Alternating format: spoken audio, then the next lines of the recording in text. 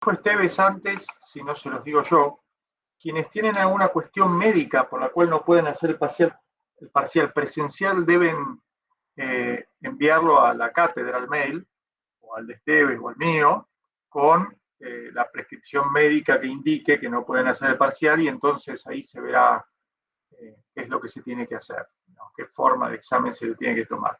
No sé si alguno entra dentro de esas variables, pero bueno, les aviso para que con tiempo lo hagan. No sé si tienen mi mail o tienen el mail de Esteves.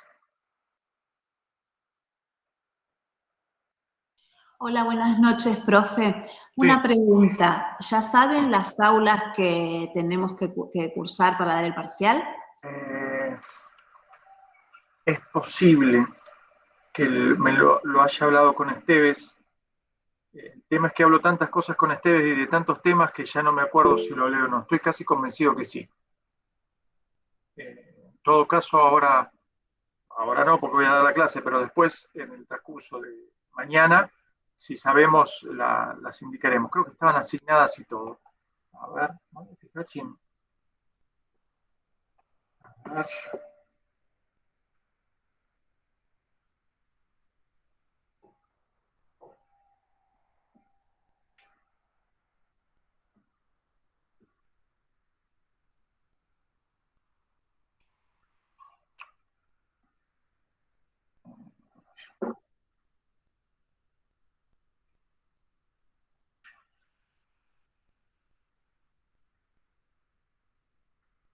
Sí, si no me equivoco, es en la 15 y en la 16.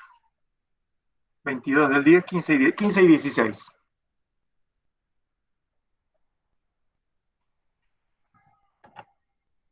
Así que creo que con eso ya está. Claro que sí. Es desde que empezó hasta hoy. Así que bueno. Profesores por letra, por número de documento, la división de las aulas. Ahí lo veremos con Ale. Hay que ver si es por cantidad de presentes y no sé. Lo veremos. Perfecto. Vamos a llegar con tiempo teóricamente, así que ahí dispondremos. No va a haber mucho problema con eso. Bueno, vamos a ver el tema de hoy.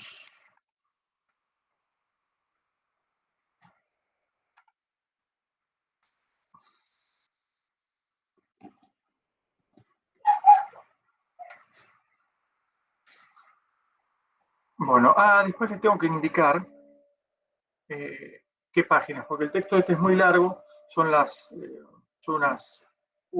últimas páginas de este texto, las últimas casi.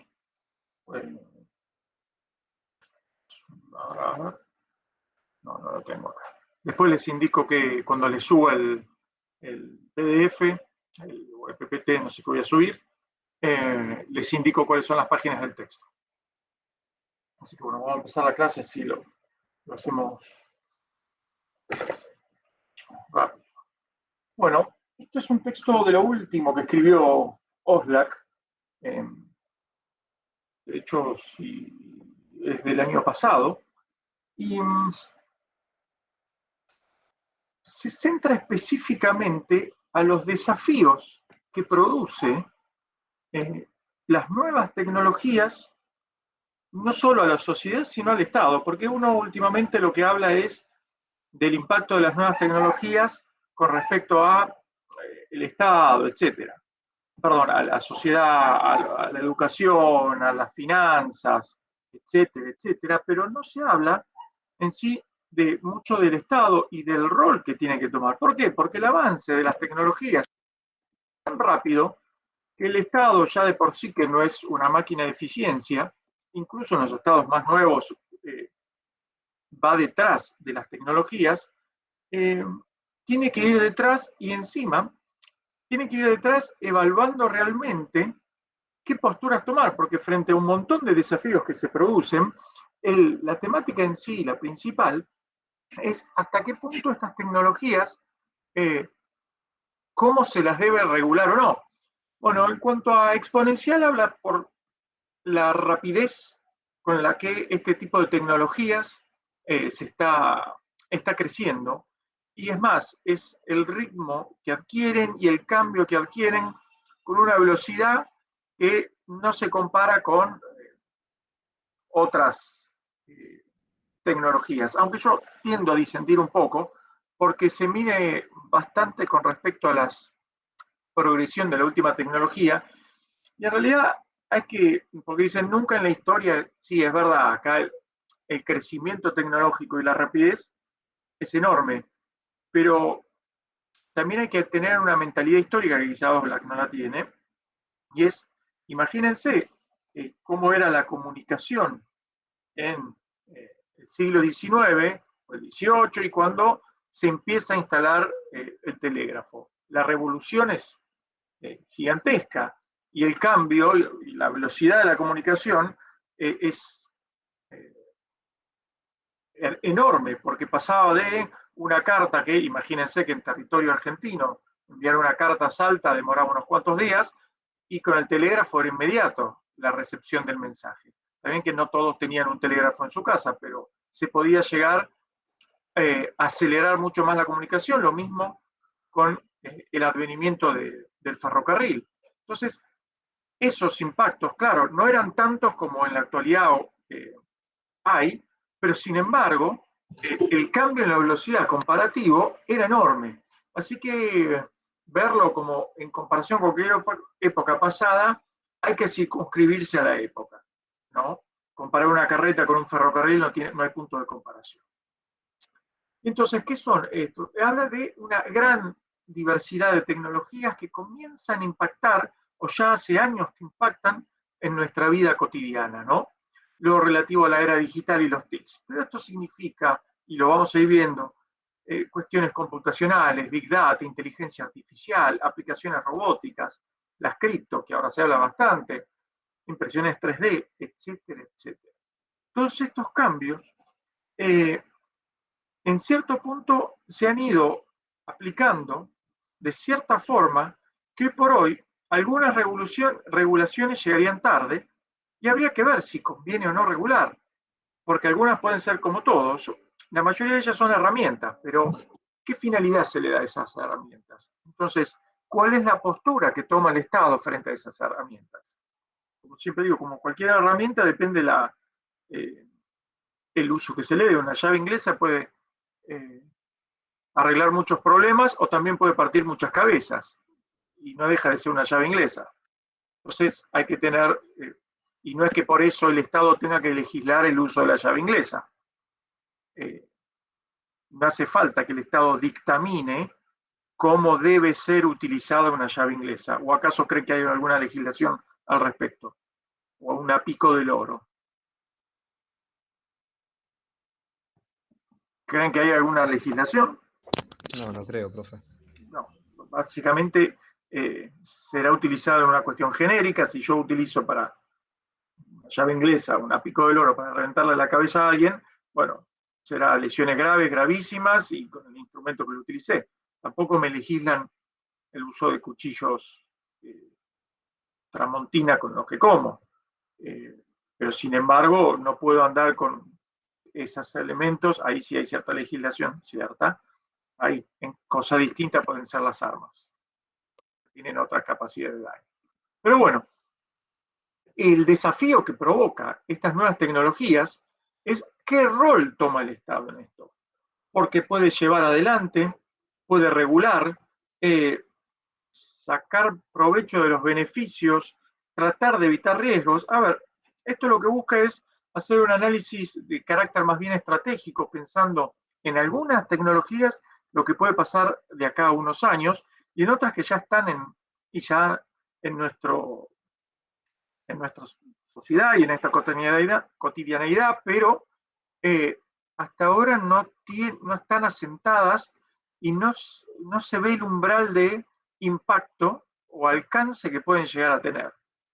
Porque la mayoría de ellas, si bien algunas pueden ser que hace un tiempo estén, comparativamente hace poco, y hay que ver el impacto o la evolución que va a tener. Entonces el Estado puede tomar una enorme cantidad de funciones. pueden ser promotores, pueden regularlas, pueden financiar ciertas tecnologías y en cierto punto hasta pueden, dependiendo el rol o la función que tengan, hasta prohibirlas. También hay ciertas herramientas que ciertos estados, sobre todo mientras más lejos del carácter democrático, las que brindan información, hay cierto control, hay cierta búsqueda de control o de tratar de limitar el acceso. Fíjense que mientras más dictatorial o menos democrático es el Estado, más busca regular qué tipo de tecnologías. ¿Qué pasa en Cuba? ¿Qué pasa en Corea del Norte? Nadie sabe, con tecnologías. ¿Armamento? No, algo mucho más simple que todos ustedes tienen al alcance de la mano. ¿Comunicación? Comunicación, internet. Redes sociales. Exactamente. Esas tecnologías, ¿qué buscan los estados dictatoriales? Limitarlas lo más que se pueda. ¿Por qué? Porque justamente lo que trata de limitar es el acceso a la información. Después veremos qué tipo de información uno puede consumir o no, pero es el acceso a la información amplia. Hoy por hoy, en el bolsillo ustedes tienen acceso a información de lo más amplia que pueden buscar, en tanto y en cuanto sepan qué buscar o sepan a qué quieren llegar. Pero desde esa arena de circo romano que es Twitter, en la cual uno puede ser partícipe, gladiador o solamente un observador, pero bueno, uno ahí elige qué ver, qué no ver, qué, etcétera. Entonces, hasta ahí, que son informaciones simples y demás, pero puede llegar a enterarse de lo más disímil. Pueden enterarse desde lo de Wanda hasta cuestiones políticas un poco más importantes al quehacer cotidiano. Entonces, ¿qué es sobre qué va el texto? A ver, ¿qué rol anticipatorio para evitar, si ya no es posible anticipar los impactos negativos, de minimizar los impactos que pueda haber con los desarrollos tecnológicos a corto o mediano plazo, ¿no? Porque el devenir constante de estas tecnologías, por eso la era exponencial, hace que el Estado muchas veces vaya detrás de la zanahoria. Y además tiene que intervenir en un montón de cuestiones relativas a la concentración económica, derechos intelectuales o de patentes, eso vamos a verlo más adelante, a amparar a usuarios, la generación de nuevos derechos que puedan llegar a existir, u obligaciones, o la protección a los ciudadanos sobre ciertos riesgos que puedan llegar a existir. Hace poco se legislaba lo relativo al grooming, etcétera. Y bueno, las tecnologías pueden servir para un montón de cosas positivas, pero también pueden servir como una herramienta para el grooming. Entonces es necesario tener que legislarla, por lo menos para que quienes lo hacen puedan tener una condena o exista por lo menos una estructura normativa tal. Ya yo cada vez creo menos en el poder disuasorio de la normativa, pero por lo menos para que exista, como es algo tan nuevo, un encuadre legal que permita, aunque sea el castigo, por parte del Estado al menos. Entonces, el avance de estas tecnologías es tan amplio que se retrasa en muchas ocasiones lo que es el debate público y el tratamiento de los temas en gran cantidad de países. No hace falta ver que países como el nuestro, muchos temas que uno podría vislumbrar porque ya están viéndose el impacto en países más desarrollados, lo cual en cierto punto nos otorga una ventaja de tener el diario del lunes. Bueno, en países con problemáticas estructurales tan grandes, termina siendo más dificultoso llevar adelante políticas públicas destinadas a regular o que sea parte de la agenda. Agenda van a ver conmigo, creo que en la última clase del cuatrimestre, si no la penúltima, es un tema que se trata, ¿no? Que estas cuestiones relativas a ahí ponen cuestiones socialmente problematizadas. Vamos a ver todo lo de la cuestión socialmente problematizada, lo de la agenda, dentro de varias clases, y lo van a ver conmigo. El tema de agenda es que, bueno, como ciertos peligros o ciertas demandas que surgen en base a las tecnologías, el Estado tenga que tratarlas de forma tal que, bueno, haya un control o al menos algún tipo de sostén de protección en contra de cualquier tipo de abuso que pueda existir por parte de acciones monopólicas o datos o cuestiones relacionadas al grooming en este caso, etcétera, etcétera, etcétera. Y lo lógico es buscar un punto medio entre cualquier medida extrema, entre el laissez-faire y entre la prohibición, porque toda tecnología aporta beneficios, sea la tecnología que sea, de una manera u otra. Pero lo mejor hacerlo a la brevedad y no tener que lamentar ir tras el problema. Lo que en latín hoy, que tengo ganas de hablar en latín, se llama el ex post facto, es decir, ir detrás del hecho. La idea es anticiparse al hecho o a los hechos que generan la irrupción de las nuevas tecnologías que provocan, es anticiparse a eso y tener una red de contención tal que el daño que puedan provocar sea menor, si es que tienen o el daño o lo negativo que puedan provocar que sea grande. ¿Qué supone esto? Que el cambio tecnológico cambia las estructuras de poder, producción, de servicios, de intercambio de bienes en todo orden. Revolucionaron, nos guste o no nos guste, la forma de entender la realidad y de actuar. Cualquiera que tenga, siempre digo, cualquiera que tenga canas como tengo yo, se podrá dar cuenta que hace 20 años esto era totalmente distinto. Y me refiero a el poder, la producción, el intercambio de bienes, servicios, tanto nacional como internacional. Una pandemia en el año 95 hubiese sido mucho más complicada en la actualidad, a pesar de los golpes que tuvo y que provocó, porque la tecnología ayudó mucho. De hecho, en el año 95 esto que estamos haciendo exactamente ahora hubiese sido imposible, literalmente imposible.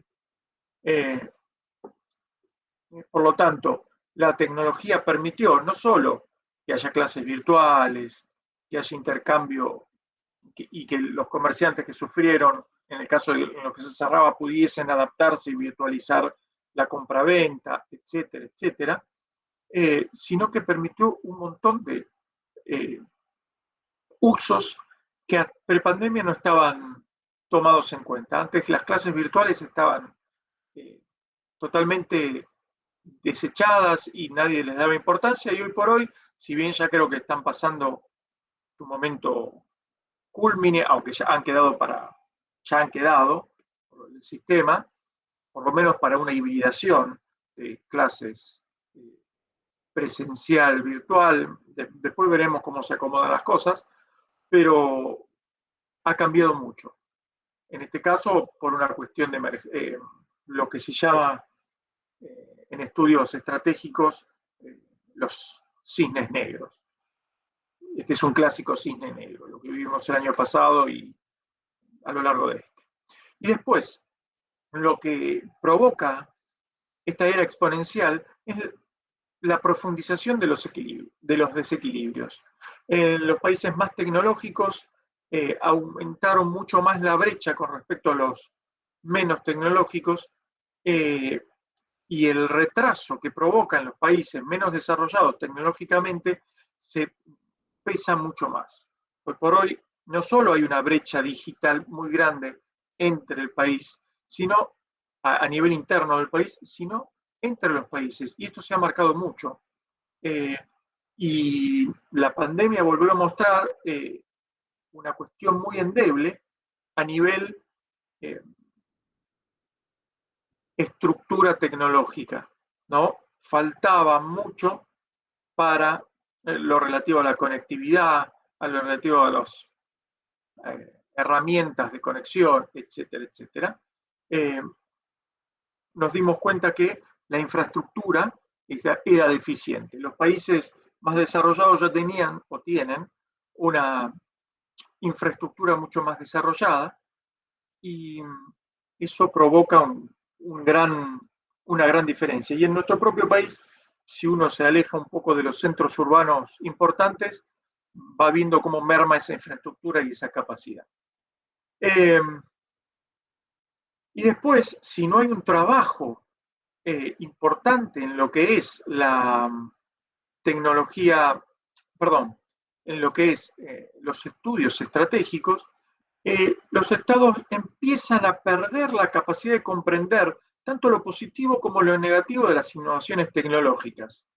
Y esto provoca que siempre se vean sorprendidos o directamente los cambios se den naturalmente y pasen por encima del Estado. Entonces, cuando lo negativo surge, vemos que las empresas y los emprendedores ya tomaron la delantera y a veces regular ciertas cuestiones que ya han sido adoptadas por gran parte de la sociedad, porque naturalmente empezó a desarrollarse y los estados no tuvieron la capacidad de adaptarse, corregir con algún tipo de regulación termina siendo una acción negativa que después nadie quiere tomar.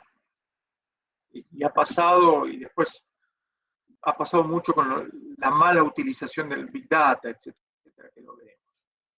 Bueno, estas tecnologías que vamos a ir viendo tienen un carácter disruptivo, porque la innovación ha sido repentina y con un crecimiento y una adopción natural por parte de los distintos países o las sociedades que se han naturalizado rápidamente.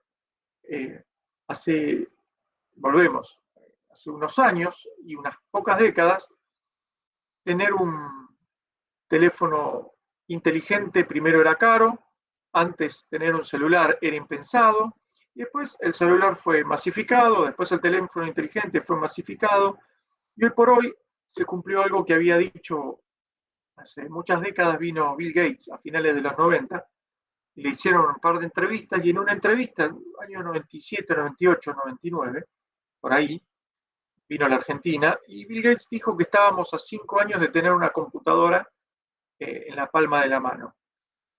No le pegó justo, pero le erró por pocos años, porque por lo pronto el iPhone es del 2007, y ahí estábamos, le erró por 2, 3 años. Hoy por hoy todo el mundo tiene una computadora, si tiene un teléfono inteligente, al alcance de la mano. Cosa que décadas atrás era imposible.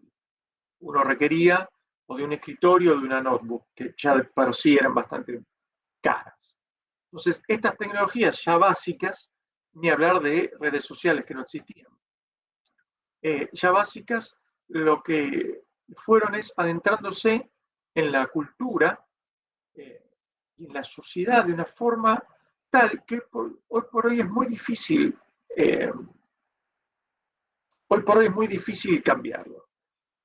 Existe algo, no sé si ustedes conocen la ley de Moore, que ahí habla un poco sobre lo disruptivo que es. La ley de Moore vaticinaba una tendencia exponencial y no lineal. Específicamente Moore se centra en lo que eran los procesadores, ¿no? Los procesadores de las computadoras. Y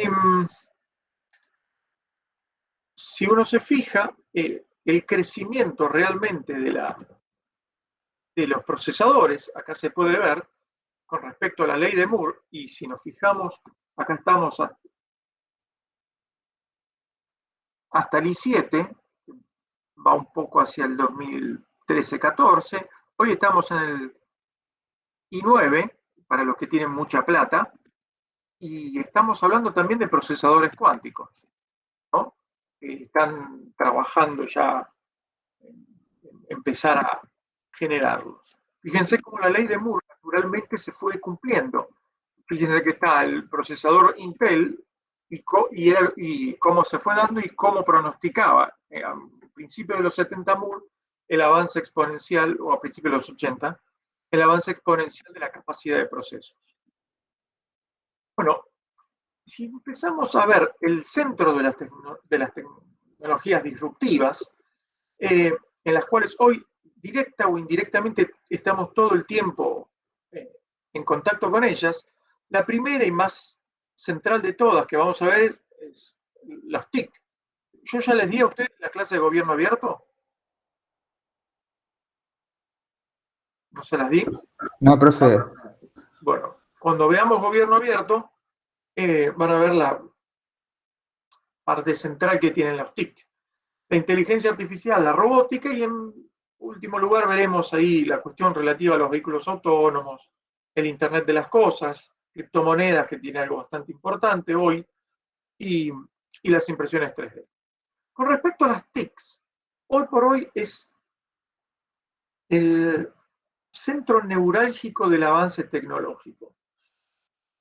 Y si tomamos la frase de Hobbes con que el conocimiento es poder, o la atribuida a Bacon con que la información es poder, las TICs hoy por hoy es el centro de todo, porque toda la información que producimos o que se produce a nivel global está de una u otra forma en las TIC. Y así como Schmidt decía en el 2010 que hasta el 2003 el mundo entero, la civilización a nivel global había producido 5 exabytes de información, y hoy por hoy esa cantidad era creada cada 2 días, y estamos hablando del 2010, yo hoy puedo aseverar, creo sin lugar a dudas, que por lo menos se achicó a un día esa capacidad de información, que se produce constantemente de diversas formas y que puede ir desde lo trivial hasta una cuestión académica profunda a la cual uno puede acceder. Y esa cuestión de producir datos e información se atribuye directamente a lo que se llama la pirámide de Dix, que ahora vamos a ver, que es de dato, información, conocimiento, sabiduría. Eso es la sigla, que es el procedimiento por el cual, el proceso en realidad por el cual esa pirámide comienza el simple dato, comenzar a jerarquizarlo y darle un contexto por el cual ese dato, ese elemento más simple, en el cual si no se le da un contexto, puede llegar a no tener una estructuración y de una comprensión lógica básica, porque yo puedo dar una serie de datos a ustedes. Cuando ustedes bajan, no sé si bajan datos de alguna fuente, ayer justo yo estaba bajando de una fuente oficial, no estaban estructurados. Uno veía y era un CBS que había que transformar en Excel y había que separarlo, ¿no? En columnas. Si uno no empezaba a aplicarle esa separación en columnas, era inentendible. Ahora, cuando aplicaba la separación en columnas, lo que yo estaba ahí, que era lo que buscaba en realidad, era la información de los, no importa, los delitos ocurridos la cantidad de delitos ocurridos entre el 2015 y el 2020, ¿no? Con datos oficiales. Entonces, esos datos en sí eran un montón de cifras inconexas que no tenían nada que ver, y una vez que uno ordenaba esos datos y le daba un formato ya, con la separación por comas, etcétera, etcétera, ahí lo que nos encontramos era con una información, porque ya estaba procesado, ya tenía un sentido, y esos datos luego, esa información que luego pasaba, con otro contexto y otro entendimiento, mediante ciertos procedimientos de análisis, a brindar conocimiento, porque a mí el dato en sí, por más que la información en sí, ya si no la analizo no llego al conocimiento, es solamente un simple evento cuantitativo en este caso, que me indicaba, pero yo tenía números, tenía que analizarlo para saber si había alzas, bajas, cómo se había movido el delito, cómo se había movido de jurisdicción, etc. Ahí, mediante distintos métodos, se generaba un conocimiento. Entonces se veía la baja, cómo era la baja, qué había aumentado, qué zonas eran zonas calientes, etcétera, etcétera, etcétera. Y el trabajo cotidiano de esa información lleva a la sabiduría. Igual yo tengo mi discusión con la sabiduría porque alcanzar la sabiduría lleva tiempo y mucho trabajo sobre eso mismo. Pero yendo con los datos, hoy lo que es la madre de todas las cuestiones es el Big Data. Hoy por hoy se produce enormes cantidades de datos y uno deja enormes cantidades de datos en diversas bases de datos o directamente en diversas redes sociales. Todo lo que ponemos en redes sociales termina siendo una base de información que puede ser utilizada por otros. ¿Alguien conoce algo que haya pasado así? ¿Y que se haya utilizado con algún fin?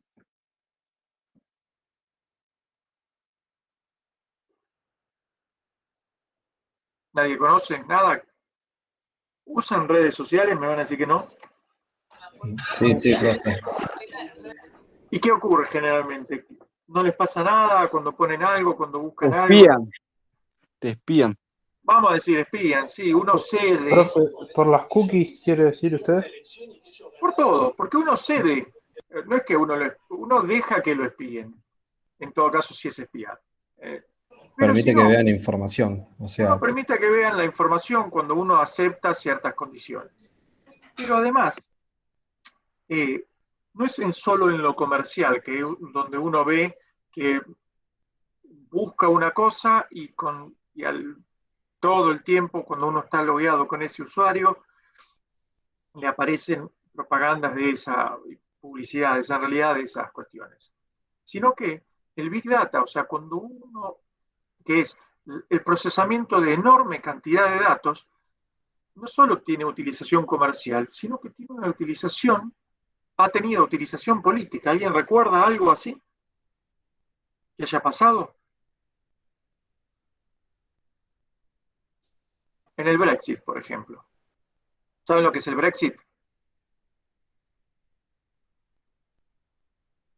¿Nadie sabe lo que es el Brexit? ¿tiene que ver con la separación del Reino Unido con la Unión Europea? ¿Algo así? Exactamente. Como el Reino Unido se separa de la Unión Europea, ¿fue así nomás? ¿Fue una decisión política? No, fue una decisión que estaba supeditada a una votación. Esta votación, el pueblo debía decidir, un plebiscito en realidad, se plebiscitó y en el plebiscito la gente tenía que poner por sí o por no, si se iban o no se iban. Y había, como siempre, dos núcleos duros, de sí o de no, y había un núcleo de indecisos. ¿Con qué se trabajó?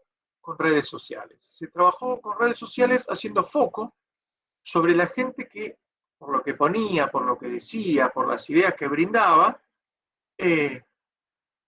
se mantenía indecisa o tenía dudas. Y sobre ese grupo se trabajó para influenciarlo, de forma tal de hablar mal de la gente que estaba a favor de seguir en la Unión Europea, de resaltar los problemas que iba a traer si seguían, que traía estar en la Unión Europea, etcétera, y utilizando ciertas apps que facilitaba en ese momento Facebook, donde uno podía obtener ingentes cantidades de información y en base a eso se hacía un trabajo tipo scrapping y se hacía minería de datos, etcétera, y se redireccionaba propaganda, publicidad, etcétera, política a esos sectores. Y terminó ganando el Brexit por muy poco, pero después saltó el problema de Cambridge Analytica. Cambridge Analytica era la que se encargaba de analizar esa ingente cantidad de datos, utilizando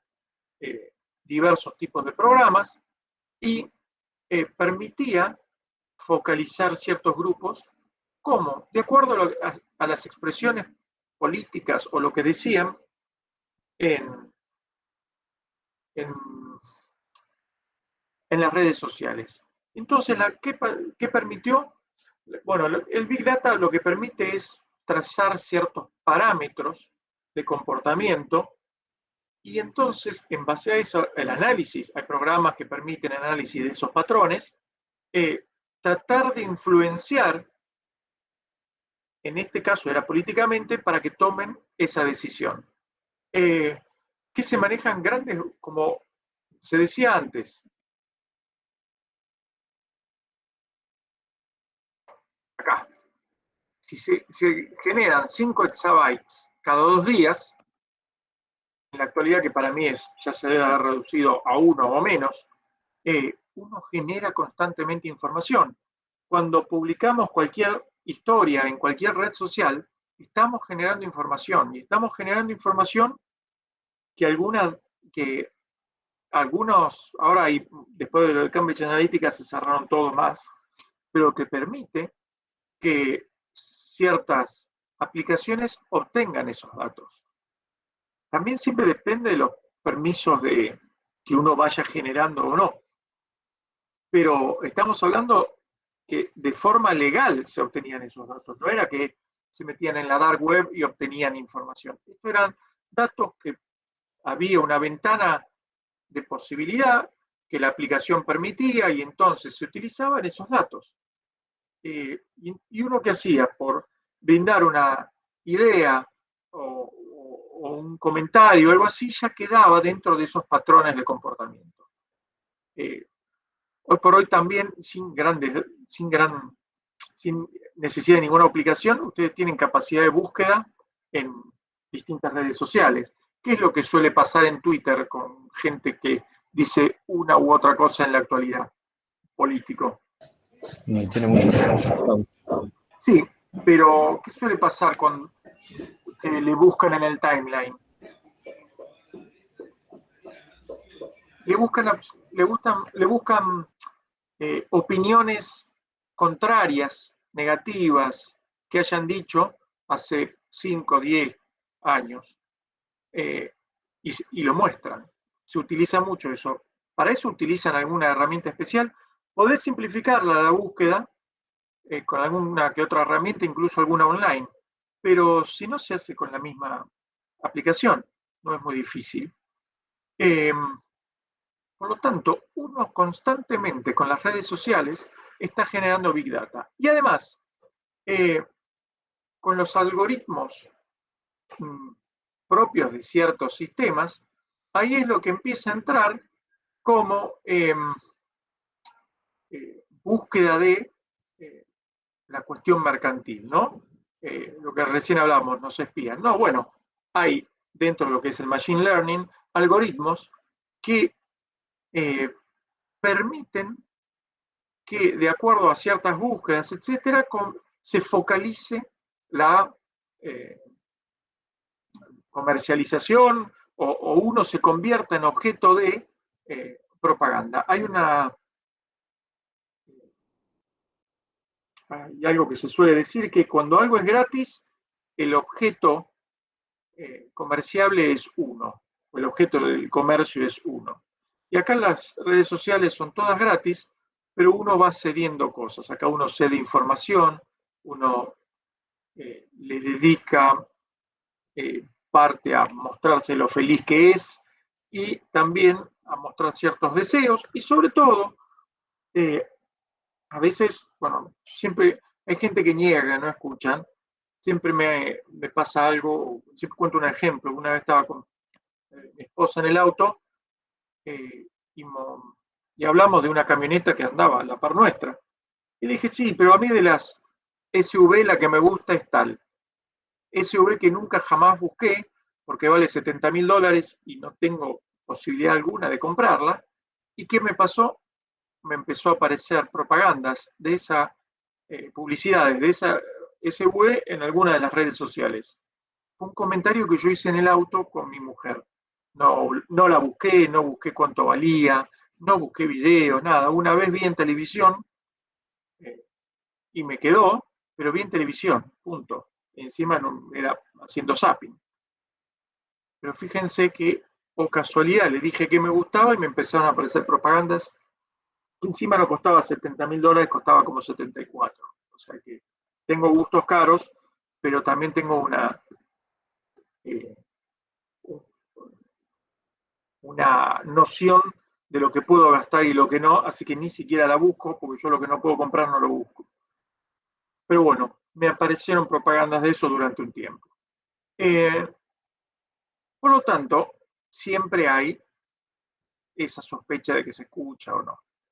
También depende lo que uno decide entregar. No olviden que si uno tiene el GPS abierto y se saca fotos, la foto automáticamente, ¿qué pasa con esa foto?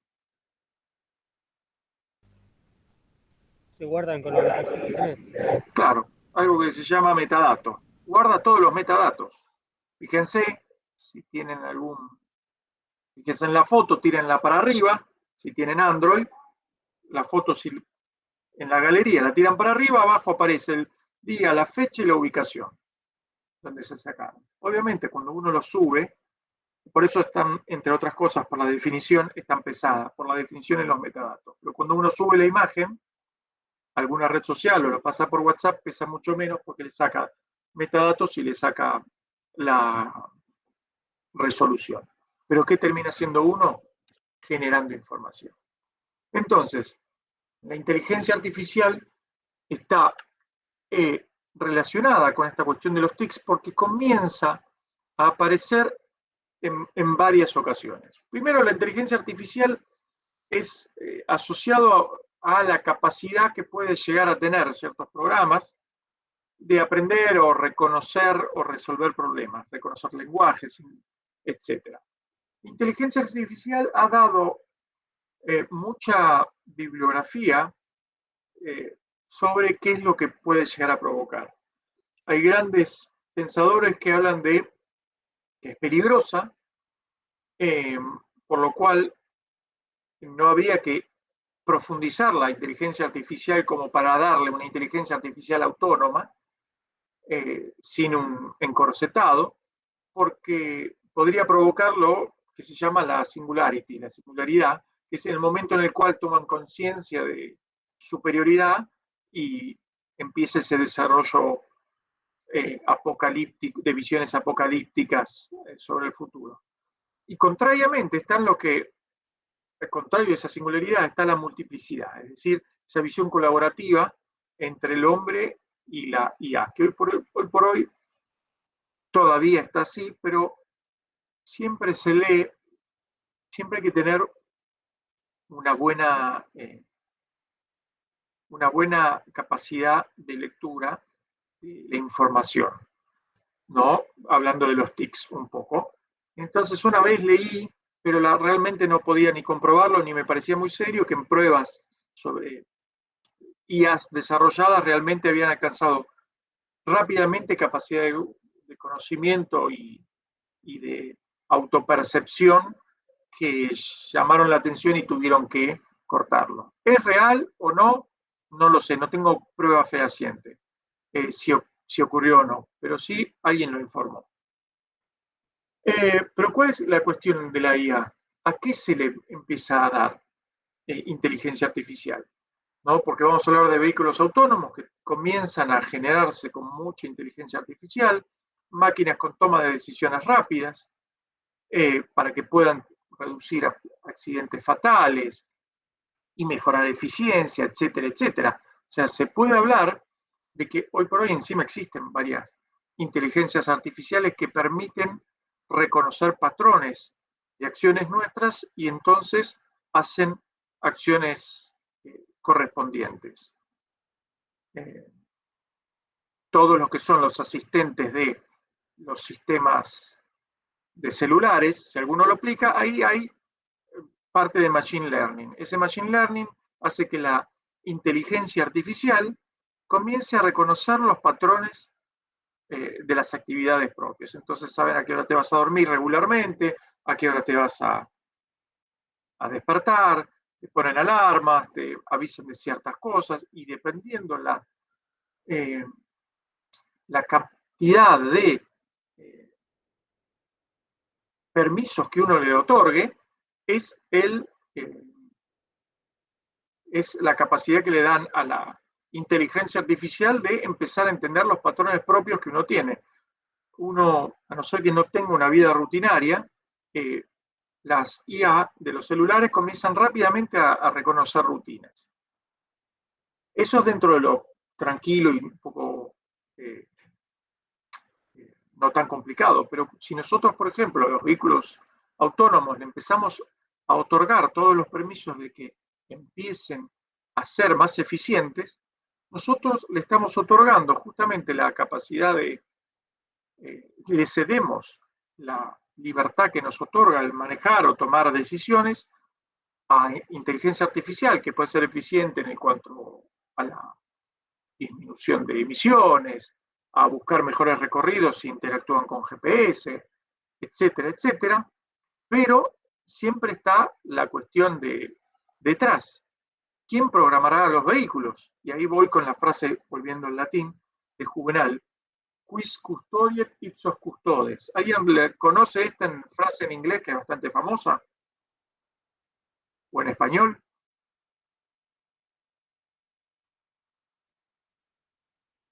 Que es, ¿quién vigila a los que nos vigilan? O who watch the watchmen, de que de ahí viene también lo que fue el cómic, la película y la serie. Juvenal pone en una obra propia quién custodia a los que nos custodian, y eso es lo que tiene que estar detrás. ¿Quién está detrás de los programadores? ¿Qué hay detrás de los programadores? ¿Qué buscan? Por lo pronto hay que entender lo que dije. Si es gratis es porque el objeto de mercado somos nosotros. Y entonces uno tiene que entender las reglas de juego. Uno no se puede. Claro, cuando uno baja una aplicación tiene que fijarse los permisos que requiere la aplicación. Hay algunos que son lógicos y hay algunos que no son tan lógicos. Pero entonces necesitan también, no se olviden que las aplicaciones no son gratis porque nos aman, sino que tienen detrás de ellos una búsqueda de ganancia de alguna forma. Con algo tienen que ganar. Y bueno, siendo objetos de mercadeo, ahí está el centro de todo. Pero bueno, el mercado es el que marca el ritmo y entonces fíjense que todas estas acciones, el Estado en sí hasta ahora las está viendo cómo evolucionan. El Estado no está poniendo mucho límite, quiso en su momento poner un límite a qué escucha, qué no escucha, qué hace, qué no hace, pero también genera otro problema la irrupción de Internet, que es dónde están las sedes. Porque antes se puede llegar a legislar sobre lo que está en territorio soberano, pero no se puede legislar sobre lo que está en otro territorio. De ahí los múltiples problemas que encontramos cuando el Estado requiere información que está en base de datos en otro país. Entonces ahí hay que hacer un pedido si la empresa no está acá y no generó un canal de pedido de información, ahí es bastante más complicado. ¿En dónde pueden creer que puede pasar esto? Ahora que quieren regular los Bitcoin en Binance. Regular. A ver, ¿cómo viene la regulación de Bitcoin? No, la otra vez leí que el Senado está preparando un proyecto que quiere regular los Bitcoin, porque dicen que hay mucho lavado de dinero. Sí. Y en algunos países de Europa, viste, la página principal que sería Binance, sí. Como que el país la restringió y las personas que tenían la plata ahí quedó congelada. Así que es un tema. Bueno, yo creo que en Binance otros países de Europa lograron, porque Binance es el que Sí, Binance es el más grande. viene surfeando la ola bastante bien. Sí, pero hay algunos países que leí que en Europa que lo quieren prohibir. Sí, hasta ahora todavía lo de la prohibición sobre Binance lo veo difícil, aunque quieren hacerlo, pero para mí pasa por dos motivos, más allá del lavado y la cuestión de la seguridad, porque los pagos, hay muchos pagos de cuestiones ilegales, no solo de lavado de dinero, que pasa por las criptos por la falta de regulación, sino que el Estado empieza a desesperarse porque no tiene capacidad regulatoria sobre una moneda. Y entonces nos pasamos de los lados. Por un lado, a querer prohibirlo, o querer regularlo, o querer, como siempre, imponer algún impuestito o algo así. Y por otro lado, está como el caso de, nunca me acuerdo si es Guatemala o El Salvador, que lo incorporaron como moneda de curso legal. Y ahí tenemos las dos visiones que pueden llegar a tener los estados. Hoy por hoy las cripto no solo están creciendo mucho, sino que son un real desafío para los estados y tienen que ver bien cómo empezar o a regularla o a permitirlas o a bloquearlas, pero siempre va a existir otra forma, porque si en esos países europeos Binance comienza a ser restringida, se va a encontrar una forma de o utilizar otro tipo de billeteras o entrar directamente por una IP enmascarada. Habría que ver eso, el tema es bastante interesante. Igual Binance en Europa tiene hasta cajero automático, todo, como que ya es otro nivel. Sí, pero las cripto están todavía en el medio de una gran... digamos que todavía no se terminó. Primero, hay muchos que dicen que es un gran globo que va a explotar y hay una... Y sobre todo quiero escuchar al que hace poco dijo, el que encontró la falla en la subprime del 2008, que las encontró como 3 años antes, y le apostó a corto a la subprime y ganó, y toda la gente creía que estaba loco. Él últimamente anda diciendo que él cree que van a caer y van a estallar como la subprime o peor, pero que todavía no le encontró dónde está la cuestión. Así que vamos a ver qué dice. Pero están los que dicen que van a explotar, pero hay muchos que dicen que van a explotar y hace años dicen que van a explotar y todavía no explotaron y el Bitcoin cada vez sube más. Yo lamento que cuando escuché por primera vez de las criptomonedas estaba a $600 el Bitcoin. Si tuviese la máquina del tiempo compraría todos los Bitcoin que puedan en aquel momento. Y el otro problema es que, por un lado, así como la singularidad y la multiplicidad, con las cripto pasa lo mismo. Hay algunos que dicen que van a estallar, otros que van a terminar limpiándose, digamos, cayendo las que no sirvan o las que son de prueba, etcétera, y sosteniéndose las más fuertes, y después, y que eso va a terminar incorporándose de una forma u otra al mercado financiero, como billete o no, como algo, como moneda de curso legal de una forma u otra. Pero por otro lado está quienes buscan evitarlas de todas formas, pero es muy difícil el control hoy por hoy. Sobre todo, no porque muchos buscan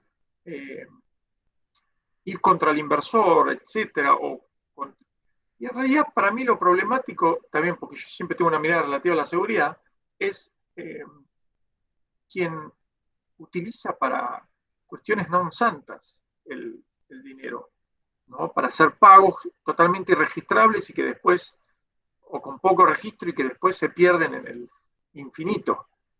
Pero bueno, son tan difíciles de registrar eso que hoy por hoy, y sobre todo no sé cómo van a apelar a la legislación acá, que siempre suele ser mala, cómo van a hacer.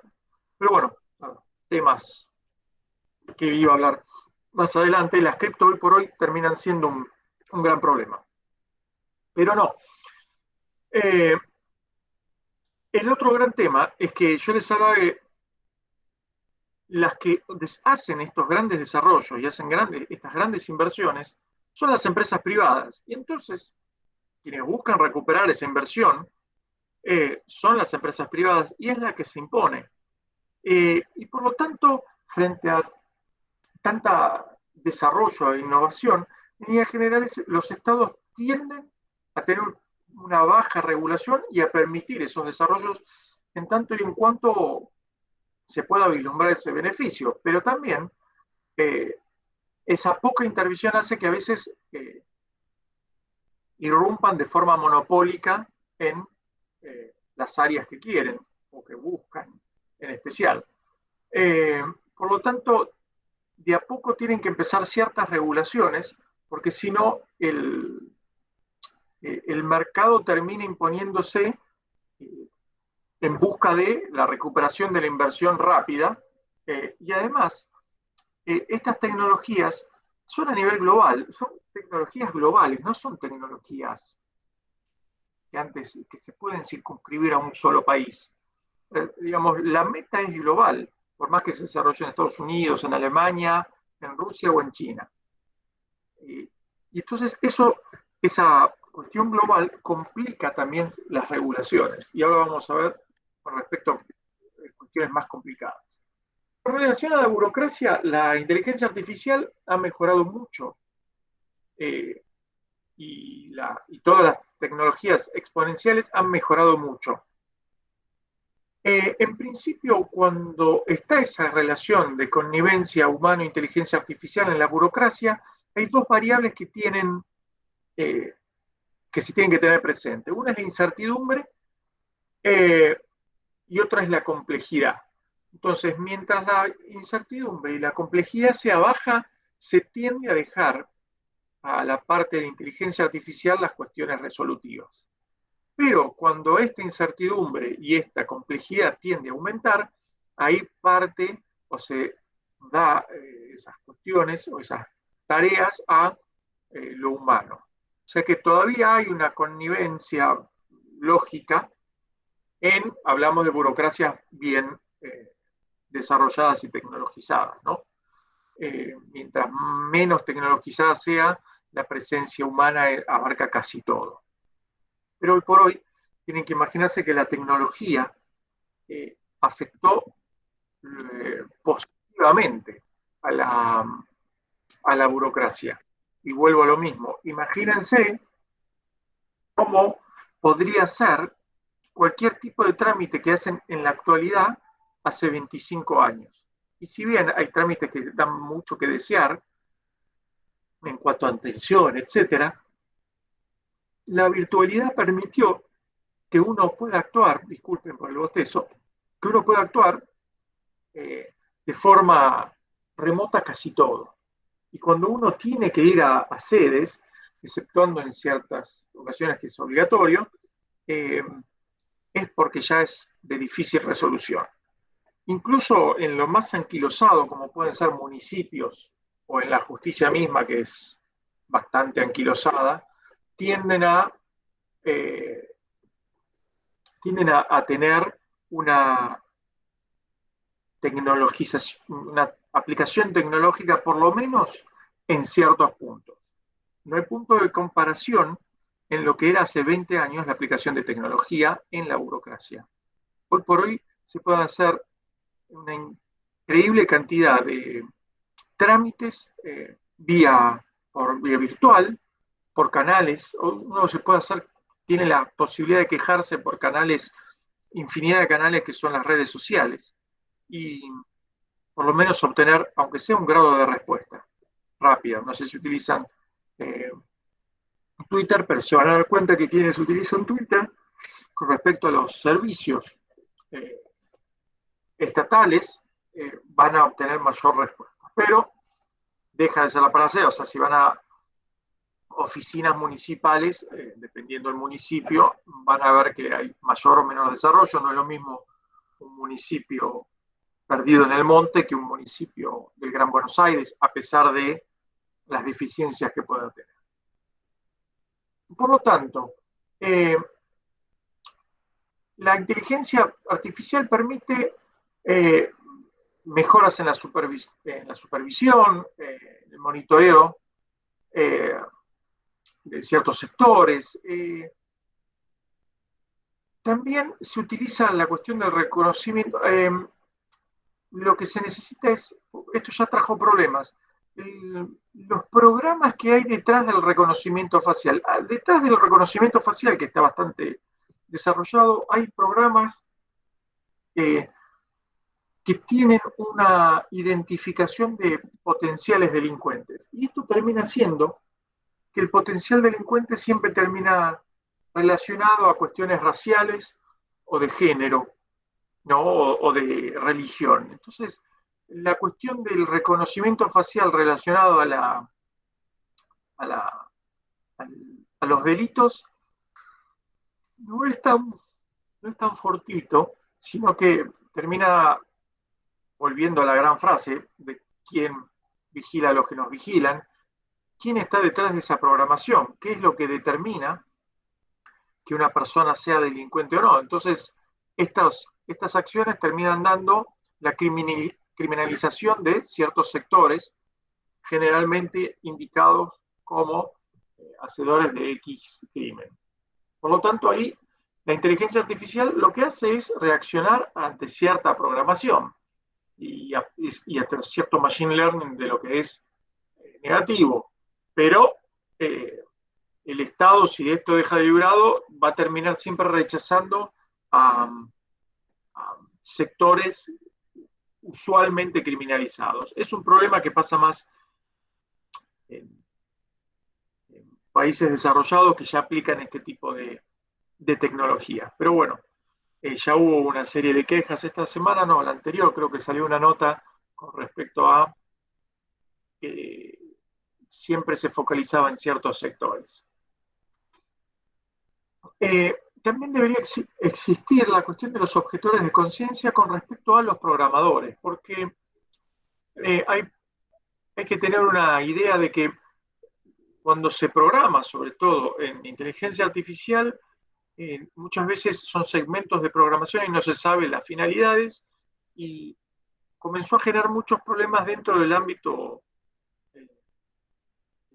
de programación, porque no estaba la posibilidad de generar objeciones de conciencia y estaba siempre el riesgo de pérdida de trabajo, o muchas veces no se sabía para qué se estaba trabajando, sobre todo cuando se trabaja con qué finalidad, en lo que son programas con finalidades militares o para espiar o para obtener información ilegalmente.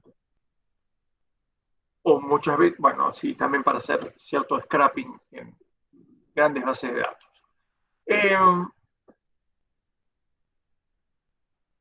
Por lo tanto, el Estado tiene un desafío muy grande con respecto a la inteligencia artificial, porque todavía es algo que está en proceso, pero ya ha mostrado no solo cosas positivas, sino que ha dado señales de alarma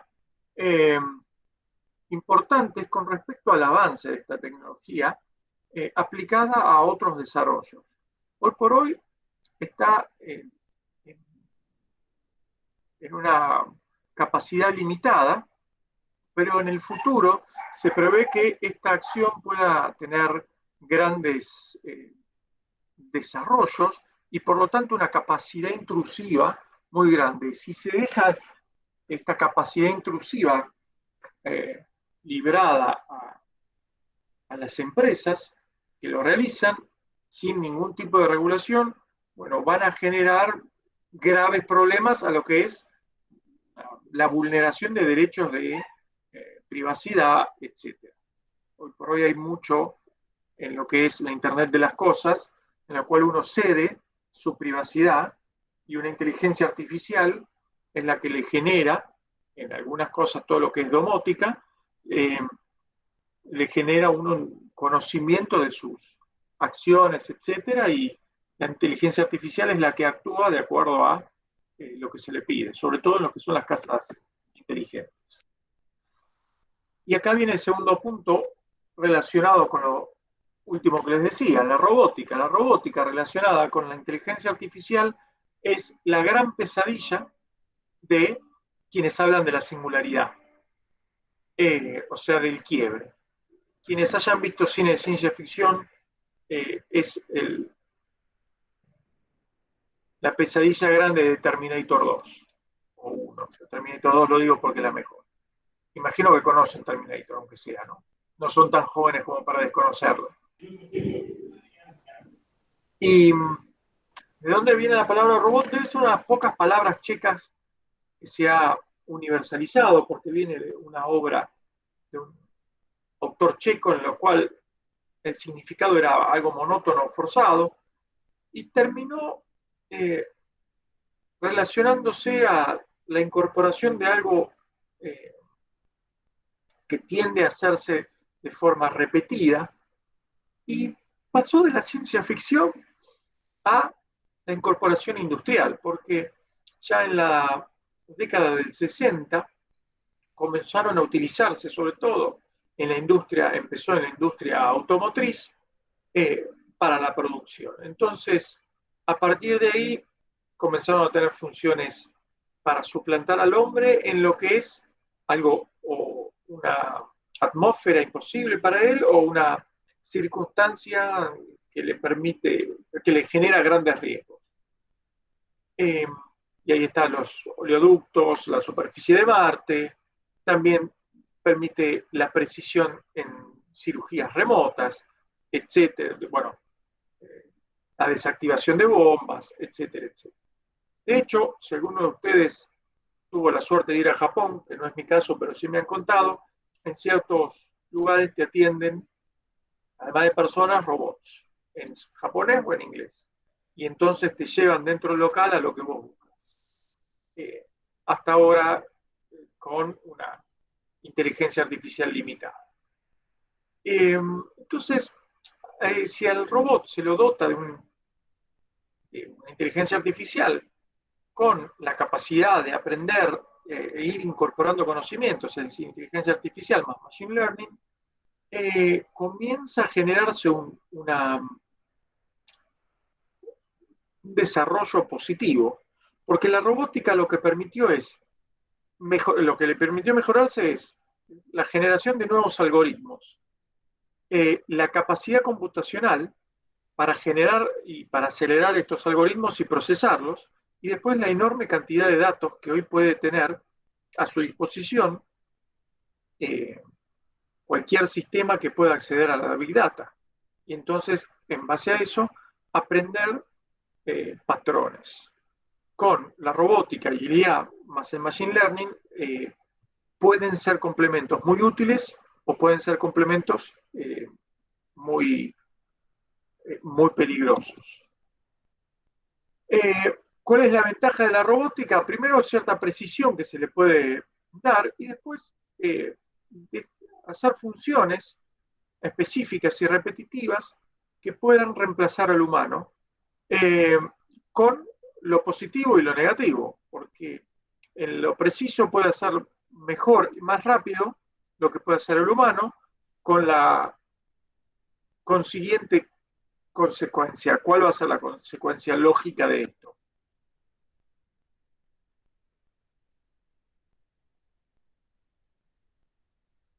¿Qué pasó cuando en el 61, no me acuerdo si fue Chrysler o Ford, incorporó robots a su industria? ¿Qué se imaginan que pasó? Y no escuché. ¿Bajó el personal? Claro, se reemplazaron puestos de trabajo humanos, y los robots tienen la capacidad de trabajar más tiempo, durante más horas y con un mantenimiento bajo. Y encima, en el 61 podría ser más complicado. En la actualidad, la mayoría de las plantas tienden a estar robotizadas. Entonces,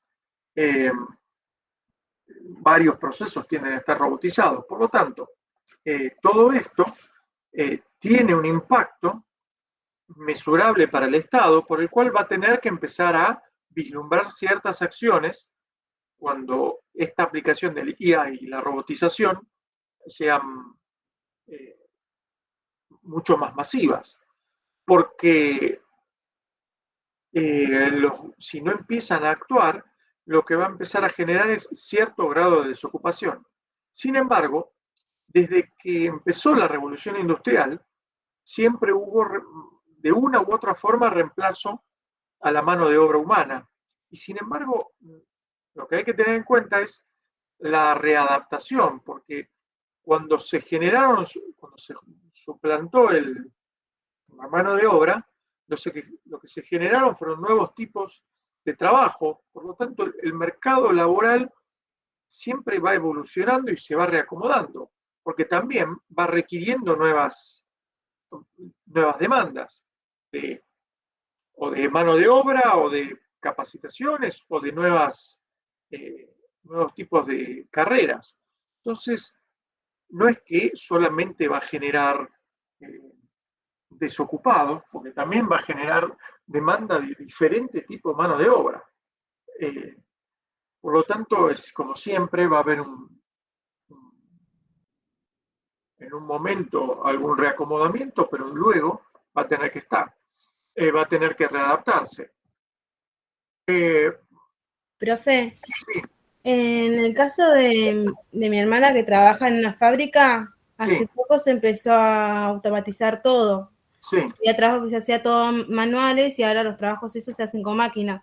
Y antes ponerle estaban, no sé, 50 personas que hicieran en un solo sector, y ahora necesitan 3 personas porque se automatizó todo. Igualmente, son 3 personas que tienen que tener conocimiento sobre las computadoras que hay en ese sector. O sea, está bien, se sacó la mano de obra, pero como bien dice, ahora sí conocimiento. Sí, hay una readaptación, porque de hecho vos mirá las carreras. ¿Cuáles son las carreras más demandadas en los países más desarrollados? Y las relativas a las tecnológicas. ¿Por qué? Porque hoy por hoy está cambiando. O sea, nadie hablaba de Big Data hace 15 años. Hoy sí. Y hoy ya hay una innumerable cantidad de cursos sobre Big Data, ¿no? Y auguro que en un futuro ya va a haber quizá una carrera y todo. Ingeniería informática no existía hace 30 años. Hace 25 sí, porque mi mejor amigo es ingeniero informático. O sea que Pero bueno, ¿cuándo se produjo esta carrera? Bueno, cuando hubo una necesidad de generar un tipo de conocimiento nuevo que estaba viniendo, las telecomunicaciones, y así todo, digamos, por donde, obviamente, el que se ve afectado, la mano de obra que se ve afectada, muy posiblemente no sea reabsorbida como esa mano de obra especializada, a no ser que se readapte. Pero lo que se quita de un lado generalmente se readapta para otro. Entonces, el mundo va, fíjense que, ¿saben lo que hizo? ¿Conocen a Elon Musk? ¿Saben quién es? ¿No saben quién es Elon Musk? El de Tesla. El de Tesla.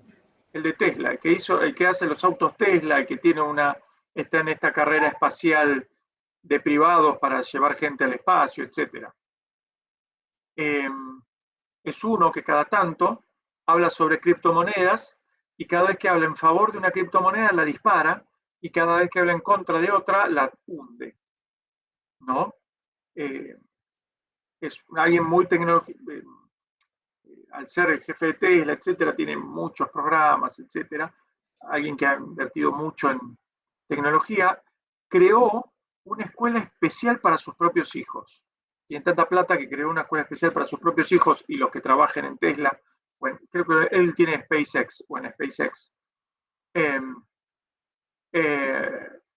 Porque es un tipo de educación totalmente distinta a la tradicional, y él, por su modo de ver la realidad, es uno de los que quiere educar a sus hijos de una forma no solo distinta a la tradicional, sino enfocado a tecnologías, porque lo que él mira es que el mundo futuro es completamente, por lo menos el desarrollado, tecnologizado. Y entonces hay que reconfigurar la educación a eso. Quizás es un tipo que está demasiados pasos adelante, quizás se equivoque. Ha demostrado tener conocimientos tecnológicos varios. Y es el que está mucho con los autos autónomos y con los autos eléctricos, claramente. Y revolucionó los autos eléctricos. Tesla hace autos eléctricos. Así que bueno, nada, son privativos en sus costos para lo que es. Nunca vi un Tesla acá, en este país. No sé si alguno tuvo la suerte de verlo. Andando por la calle, ¿no? Después, la robótica tiene lados un tanto más negativos, no solo en lo industrial, sino que la utilización en robots sexuales, que uno puede decirme, bueno, cada uno utiliza el robot sexual como quiere, sí, pero tiene una variante complicada, y los vamos a ver ahora, y los robots militares. Los robots militares, específicamente los que son los que se llaman LAO, que son armas automáticas letales, o sea que deciden, están en desarrollo estos, tienen la capacidad de desarrollarse y tomar la decisión de actuar de forma letal, es decir, de matar a alguien, sin que haya una supervisión detrás, o sea, totalmente automatizado, casi como si fuese un T-1000 o un T-800, si les gusta Terminator. Si les gusta Terminator, pero me parece que ni siquiera lo conocen. Me decepciona enormemente. Sí, pero Sí. Bueno. Y yo me quedé entonces, en la 2 nada más. lo mejor que podés hacer, Lucas, si te quedaste en la 2, obvia el resto. El resto, sí. Salvation está buena, pero quédate con la 2 y sé feliz. Ahora que está remasterizada, volvéla a ver. Yo me miré todas menos la última. ¿La 1? No. Miré la última. Ah, la última. La última que salió hace poquito. Sí, no es gran cosa. La serie tendría que haber terminado en Terminator 2. Si me permiten esta apreciación fílmica, quédense con la 2. Y si ven la versión extendida, que yo la tuve en DVD cuando existían los DVD, mírenla también, que es muy buena. Tiene un par de escenas distintas. Bueno, volviendo. Después, si quieren, hacemos un apartado de crítica de cine, que no tengo ningún problema en hablar de cualquier película que haya visto. Y si no vieron Terminator 2, les pido por favor que después del parcial la miren. El viernes me van a ver, así que podrían verla durante este tiempo y una pregunta se le haría con respecto a Terminator 2. Pero volvamos a los robots. Lo que aquí se exige es empezar a tener un tipo de, por lo pronto el militar, que es el más lógico, de que no se desarrolle, que los países desarrollados no sigan con esta idea de una inteligencia artificial y una robótica donde estos robots militares tengan en sí mismo la decisión de matar o no, porque encima todo se acerca a esa idea de singularidad. Que no me acuerdo ahora que dije Elon Musk, el texto lo cita, no me acuerdo si Elon Musk estaba en favor de la singularidad o de la multiplicidad. No lo recuerdo.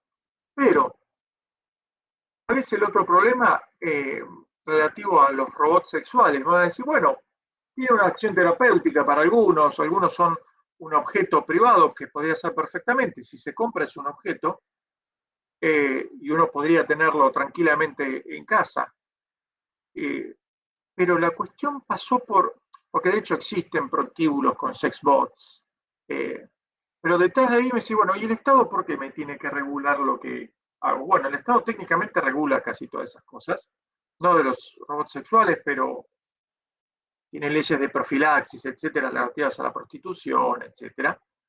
Y en cuanto a los robots, hay un tema de profilaxis que hay que ver si en estos prostíbulos sexuales que ya existen en Europa, el grado de limpieza que hay de los objetos, por un lado, y por otro lado, tuvieron que empezar a controlar porque alguien que hizo estudios de mercado demasiado perverso se dio cuenta que existía un nicho de mercado para quienes practican la pedofilia. Entonces, para que no actúen con niños, le generaban robots sexuales con niños, lo cual me parece una aberración de primer nivel, y lograron detener eso. O sea, hubo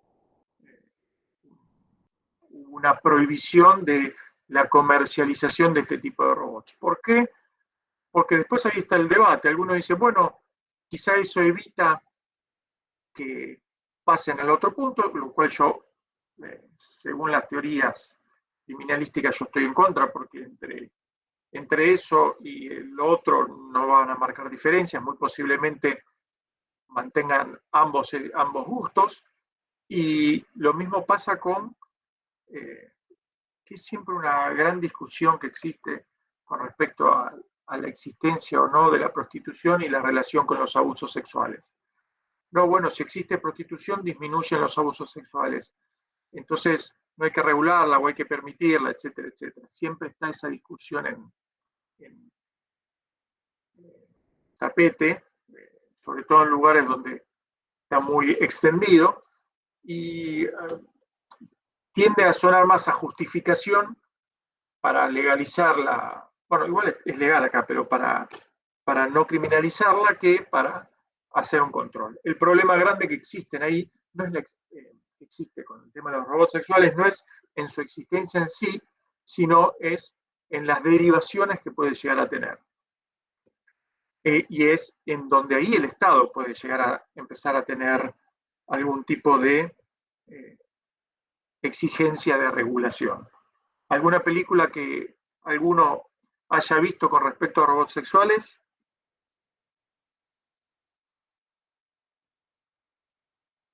Les recomiendo una excelente de Ryan Gosling, se llama Lars y la chica real. Mírenla, es de un humor sutil. Busquen Lars y la chica real, ya que estamos hablando de películas. Y a la gente que le suele gustar Ryan Gosling, ahí lo van a ver en un papel totalmente distinto al usual. Gran película, muy, muy independiente. Bueno, y los robots militares ya lo hablé. Y el tema que sigue es, bueno, la cuestión relacionada al trabajo, porque cómo impacta la robótica con la IA en la estructura laboral. Bueno, ya hablamos un poco, y después hay otro problema, que no es solo la ocupación o la desocupación, o la redistribución económica, etcétera, sino es que el robot en sí no paga impuestos. El robot en sí no consume. Entonces,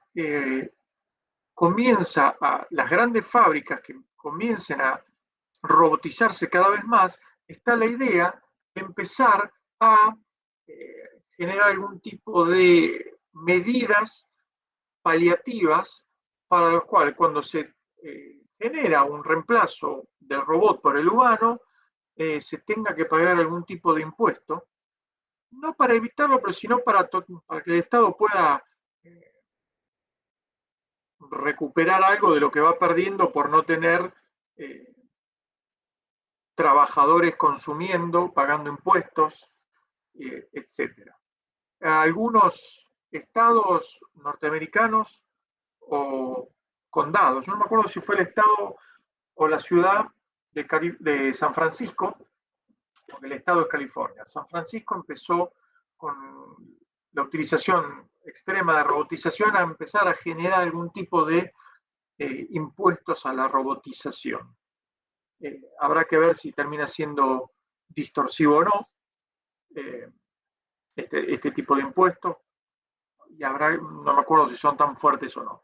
Pero bueno, como yo les decía, no es que la imposición de la robótica genere una desocupación enorme, sino que se equilibra por otros lados, y el mercado laboral siempre está buscando nuevos perfiles para ocupar nuevos roles, porque todo esto, si es una evolución constante, fíjense que son tecnologías que están teniendo una demanda hace pocas décadas, o un crecimiento de hace pocas décadas. Bueno, esto ya lo mencioné, lo de los apoyos económicos, generar apoyos económicos o redes de seguridad social para los desempleos, o subsidios al salario, o sea, tratar de que la robotización no abarque y termine generando un problema laboral grande en la sociedad. Las impresiones 3D, sí, esto ya son las tecnologías más chicas, lo importante en esto es que no solo las impresoras chicas que uno puede adquirir con cierto esfuerzo, pero puede adquirir, no es algo imposible. Los problemas que pueden llegar a tener en primer principio es la temática de la ley de propiedad intelectual.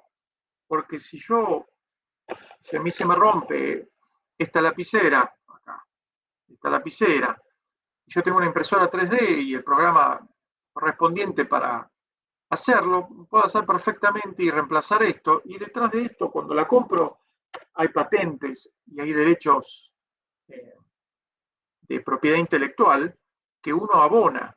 Entonces, el problema que en principio aparece es la cuestión relacionada a la temática de patentes, etcétera, con respecto a los repuestos, etcétera. Pero no solo cuando hablamos de impresoras 3D, tenemos que pensar en la impresora 3D que hace sobre resinas plásticas, sino que hoy hay distintos tipos de impresoras que trabajan sobre distintos tipos de materiales, llegando a la capacidad de hacer repuestos metálicos y pudiendo en sí solucionar el problema de, ante la necesidad de un repuesto, tener que requerir ese repuesto que tarde tiempo, costos, etc. Uno podría acelerar los tiempos y los costos. Todo lo que sea tecnología aditiva. Y también en China hace poco se probó, a ver si está acá, no, está acá, la fabricación de incluso casas, ahí está, viviendas, sí está.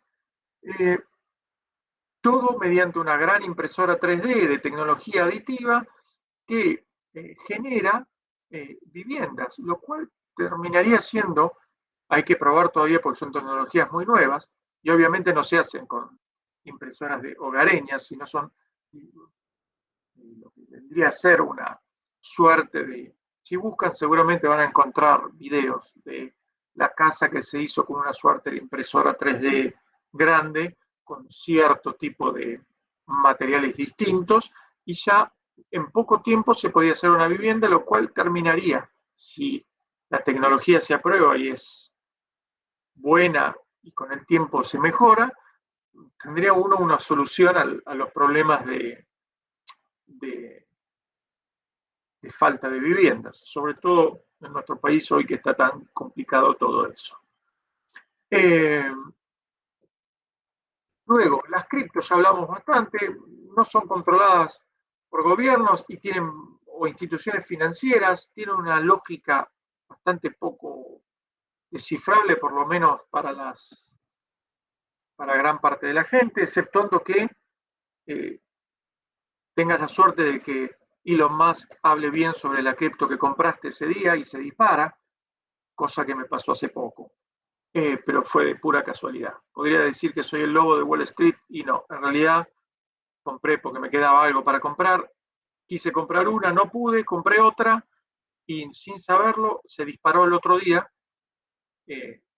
y como sabía Vamos, que... profe, ¿compró la del perrito? ¿Cuál compró? Exactamente, Shiba Inu. Sí, se disparó a la mierda, sí. Compré Shiba Inu porque no pude comprar Luna o Terra. Y lo compré a 0,00 no sé cuánto, 18, y al otro día se disparó a 28 y siguió creciendo y la terminé vendiendo en 34, llegó a picos de 35 o 36. ¿Por qué? Porque sigo siendo el lobo de Wall Street. No, el otro día lo hablaba con mi mujer, porque miré que estas chiquititas cuando tienen picos de un solo día, y ya me había pasado esas 24 horas. Y cuando empezó a bajar a 32, a 33, hizo un pico a 34 y ahí las vendí. Y después... Profe, ¿y no hace futuros? Yo no, chicos, no confío. Compré también Cardano y me fue pésimo. Miren, en estas cuestiones, no me animo tanto porque no sé tanto. Hay que saber, en estas cosas, mi criterio es conocer los límites. Yo soy muy básico en todas estas cuestiones. No compro futuros, no juego a corto, no hago nada raro. Y es más, soy un holder, no soy un trader. Solamente Shiba Inu los los vendí porque yo ya sabía que le quedaba poco tiempo. Igual la base de Shiba Inu quedó alta y hoy la vi en 28, o sea que sigue más o menos alta. Shiba subió un 200% estos últimos 4 días. Yo gané $33 en un solo día. Y había puesto muy poca plata, realmente. Pero fíjate que hoy la vi, creo que a 18, la cripto. Y, a ver, mira, y fácil.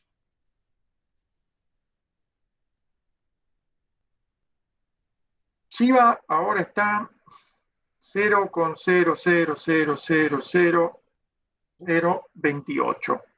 Cuando yo la compré estaba lo mismo, 18, y cuando la vendí estaba a 34. Cuando se cayó hasta 24 y se mantuvo en 24, 25 y ahora subió a 28.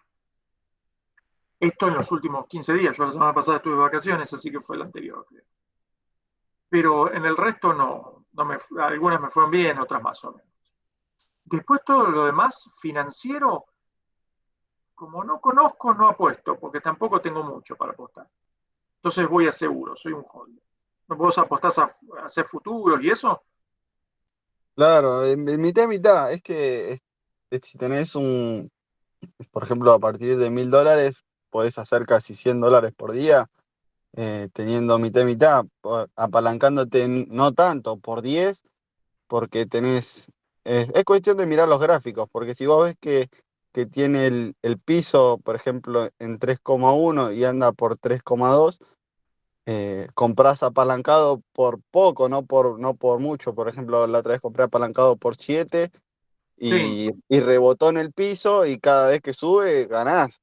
Entonces es como cuestión de mirar los gráficos. El Y tema es también, el siguiente, yo te tendría que mostrar mi título dice licenciado en historia. Yo estudié historia hace 18 años que trabajo con Esteves en ciencia política.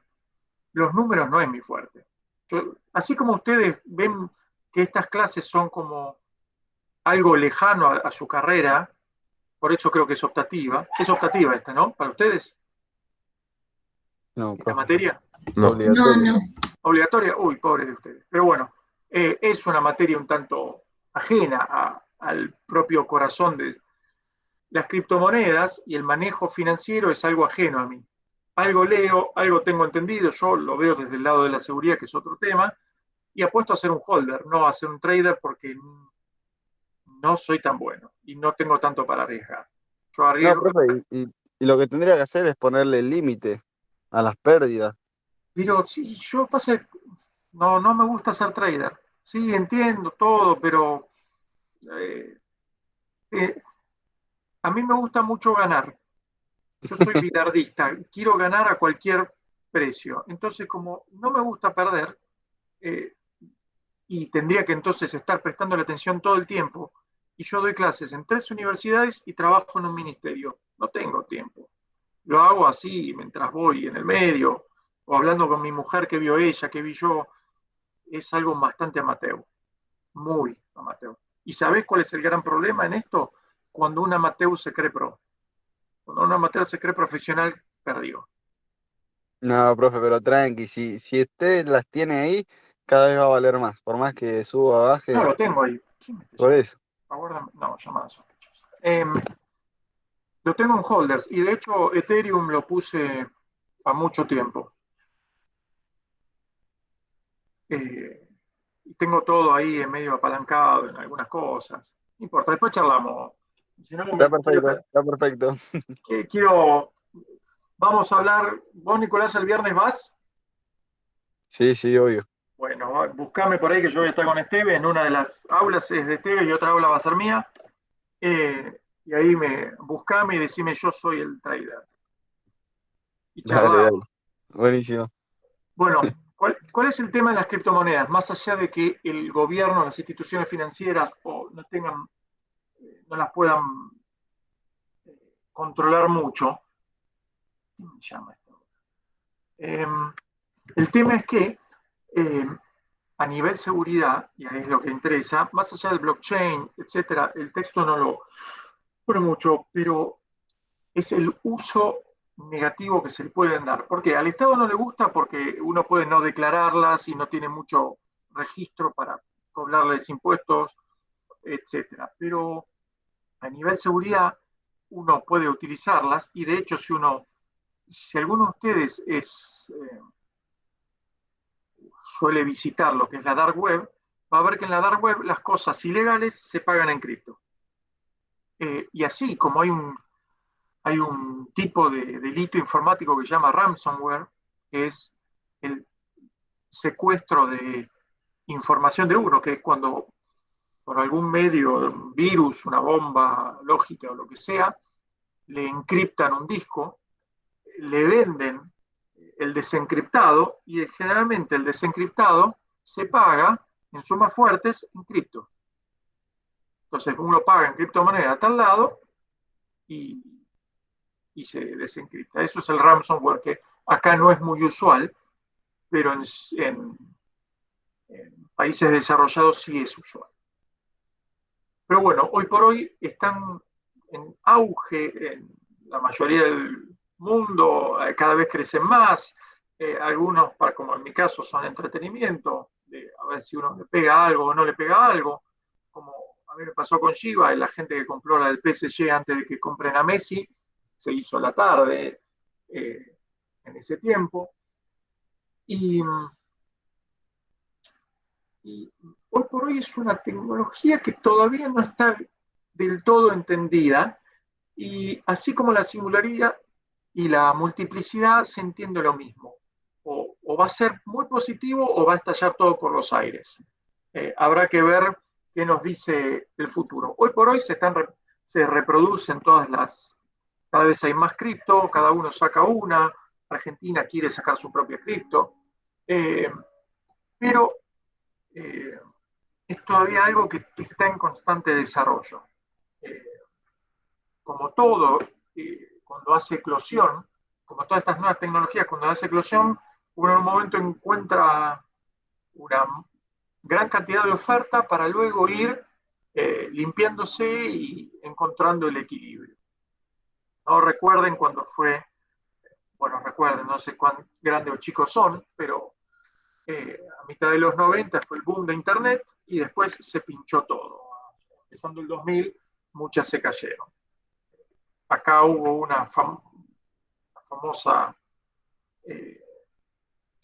página que se llamaba El Sitio, casualmente, que fue un boom, que cotizaba en bolsa, iba bárbaro, era el lugar número 1 informático, y terminó que nadie, de hecho, la generación joven ni siquiera sabe lo que es El Sitio. Contrataban con grandes contratos. Y el Internet de las cosas, y ya para ir dándole un cierre, es algo muy cotidiano que se empieza a avanzar cada vez más, sobre todo cuando uno ve las casas inteligentes, donde está aplicado la robótica, la inteligencia artificial y las TICs. ¿Por qué? Porque son los objetos cotidianos conectados a través de Internet. Cada tanto vemos que hoy podemos regular las luces por el celular, prender el aire, hacer cuestiones relativas a la heladera con las heladeras inteligentes, etcétera, etcétera, etcétera. Y mientras más conectados a la red estamos, hoy podemos tener un manejo muy grande de muchas cosas relativas a lo que es la domótica, lo que se llama domótica. Domo viene, ya que hablamos en latín, de domus, que es casa. Entonces la domótica es la robótica de la casa. Hoy, por ejemplo, podemos conectar a esos centros como Alexa, etcétera, en el cual le pedimos a Alexa, prendeme las luces, Alexa, poneme el aire acondicionado a 24, Alexa, tal o cual cosa.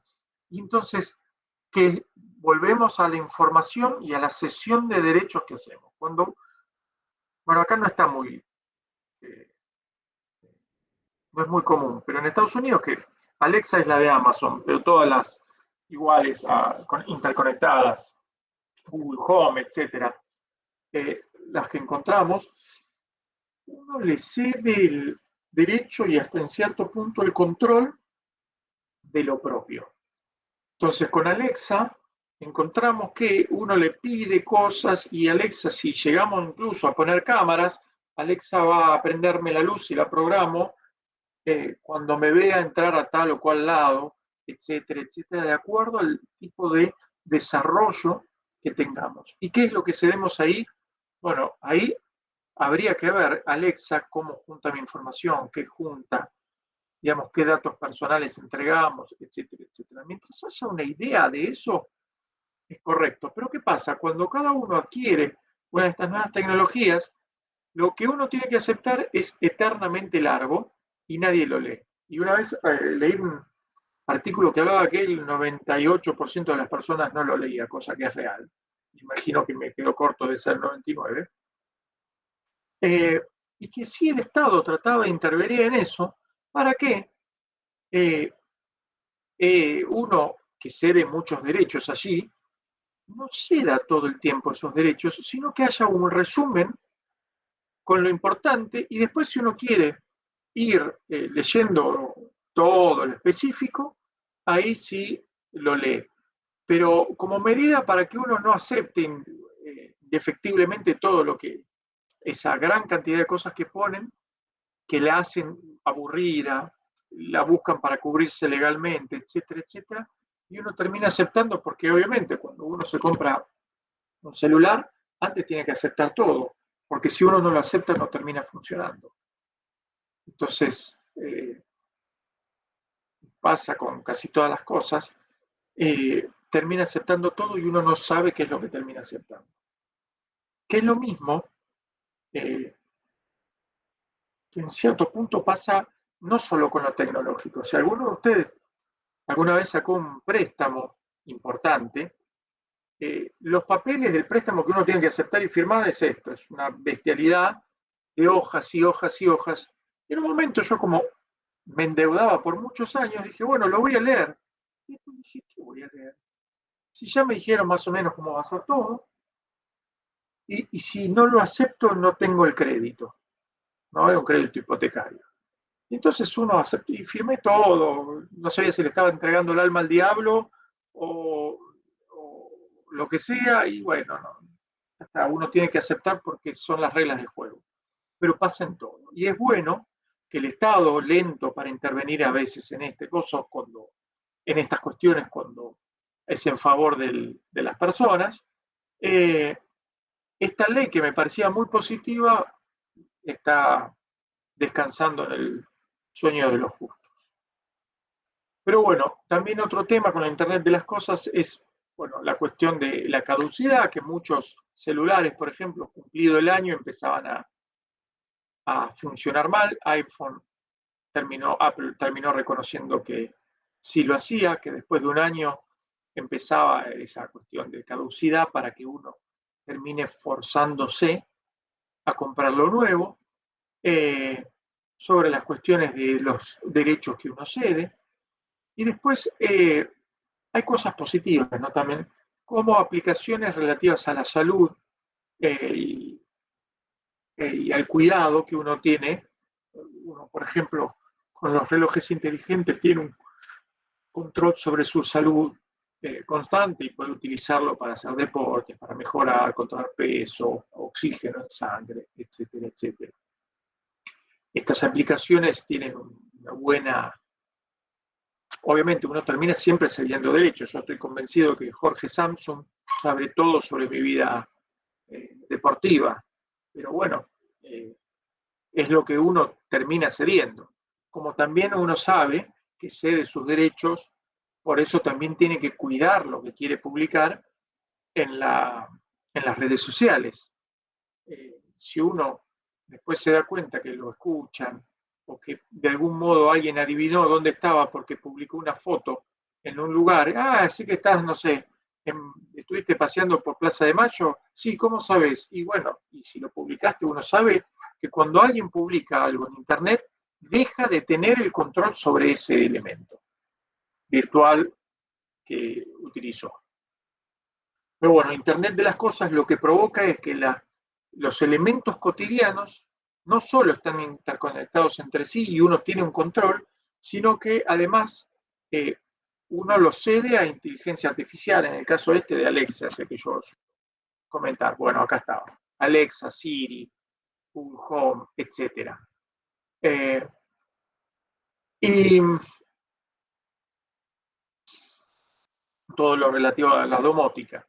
Y también la cuestión relativa a la protección con la ciberseguridad, porque después uno puede tener pérdidas de la información. O sea, uno cede mucho, uno cree que la empresa cumple con los estándares de protección de datos personales, pero puede llegar a tener una falla o puede llegar a tener algún que otro empleado desleal que puede complicar la cuestión de la protección de datos. Para eso en nuestro país sí hay leyes que protegen los datos personales, la ley de datos personales o la ley de habeas data también, por la cual uno puede saber qué datos personales tienen las ciertas instituciones. Esto permitirá en el futuro ciudades inteligentes, porque con iluminación inteligente puede tener mejoras en los mecanismos con lo que es el tránsito en tiempo real, etcétera, etcétera, control de la criminalidad. Digamos, la domótica y el Internet de las cosas tienen muchas cosas positivas, hay que prestarle atención a esas negativas. Los vehículos autónomos, ya hablé, el tema es cómo se llegan a programar. Hoy por hoy lo llamativo es que no son las automotrices las que están en la vanguardia de los autos autónomos, sino son las que están relacionadas a la informática. Google, Apple, Tesla hizo lo propio. Y que es un choque, porque en líneas generales el vehículo está relacionado con la independencia y que uno toma sus propias decisiones, aunque el vehículo autónomo, hasta ahora que tuvo solo una víctima fatal en pruebas, uno tiene que uno cede en esa autonomía el control total, lo cual podría tener un impacto muy positivo en las cuestiones relativas al tránsito, a la seguridad, por ejemplo, cambiar la noción actual de lo que es tener un auto y que haya autos compartidos y uno pueda planificar viajes, etcétera, etcétera, sobre todo con la interrelación entre la inteligencia artificial y la conexión, pero también va a cambiar mucho sobre usos arbitrarios que podrían tener los fabricantes o autoridades gubernamentales que puedan hacer propagandas dentro de vehículos, etcétera, etcétera. Pero hay que ver en lo que es lo relativo a los vehículos autónomos cómo evoluciona. Hasta ahora los avances son grandes, ha habido solo un problema grave con una muerte fatal, pero también está la concepción cultural que existe en lo relativo al vehículo autónomo. Bueno, ya la mayoría de estas cuestiones las di, porque pueden cambiar lo relativo a cómo utilizar el transporte, tanto público como privado en el futuro. Y eso cambiaría totalmente. Igualmente, si evolucionan positivamente las criptomonedas, podrían convertirse en la moneda del futuro, de acuerdo a cómo se vaya asentando sus sistemas y la lógica que comienza a tener. Porque también detrás de las cripto, y fue un motivo por el cual cayeron hace poco, es el consumo que tienen las criptomonedas en lo que es la minería de las cripto. Tienen un consumo gigantesco de energía. Y entonces las cripto chocan naturalmente con todas las políticas verdes que hay, ¿no? De hecho, hace poco China dijo que iba a dejar de minar cripto, lo cual hizo que caigan las criptomonedas, o Elon Musk en un momento dijo que eran malas para el ecosistema, y cayeron, pero después dijo, bueno, que hay que buscar soluciones a la minería de cripto que sean más eficientes energéticamente. Hoy por hoy están siendo un problema y tienen un consumo altísimo a nivel global la minería de cripto. No sé si alguna vez vieron alguna empresa dedicada a la minería de criptomonedas. Son grandes galpones con racks servidores haciendo todo el tiempo minería. Así que bueno, nada, es bastante interesante, pero todo eso consume mucha energía y también para el enfriamiento de los racks, etcétera, y mantenimiento, etcétera. Y después, bueno, lo de los hogares de las viviendas 3D, que es una aplicación del futuro que es bastante esperanzadora, porque abarataría costos y solucionaría los grandes problemas que hay en ciertos países con lo relativo a lo que es la utilización de hogares nuevos y la falta total de acceso a hogares que existen en muchos países, incluido el nuestro, por lo menos en ciertos lugares, sobre todo en las grandes ciudades.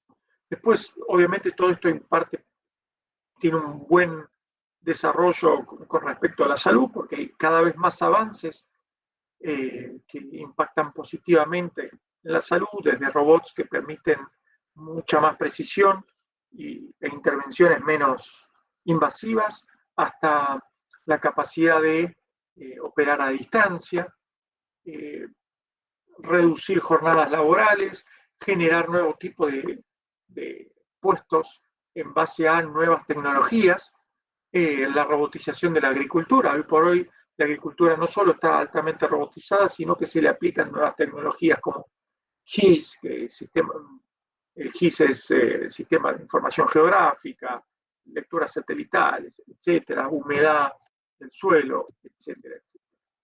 Por lo tanto, a lo que vamos es que, como toda herramienta, existe una gran dualidad, y es lo que hay que tener en cuenta cuando uno analiza estas nuevas tecnologías, que crecen a un ritmo vertiginoso, y ese ritmo vertiginoso es lo que detiene bastante al Estado para actuar. Antes los Estados intervenían mucho más en las tecnologías de punta. Piensen que cuando el hombre fue a la Luna, la NASA, que era estatal, si bien hacía contratos a terceros, era la que llevaba la tecnología de punta y la que armaba todo y llevaba el Estado con gran gasto del Estado. Hoy por hoy, fíjense que hay privados compitiendo para el turismo espacial. Y después son los privados los que invierten en un altísimo porcentaje en el desarrollo de estas nuevas tecnologías, y ya no es el Estado, como por ejemplo ocurrió en la carrera espacial. Tanto en Rusia, porque era la Unión Soviética, y entonces era todo estatal, pero en Estados Unidos llevado adelante por la NASA. Fíjense, lo mismo ocurrió con ferrocarriles, etcétera, etcétera, en el siglo XIX.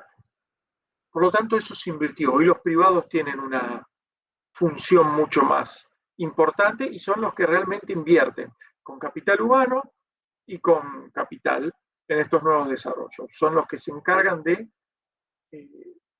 preparar e imaginar las nuevas tecnologías. Bueno, hasta acá la clase. Nos estamos viendo el próximo viernes, viendo a la cara. No se olviden de subir de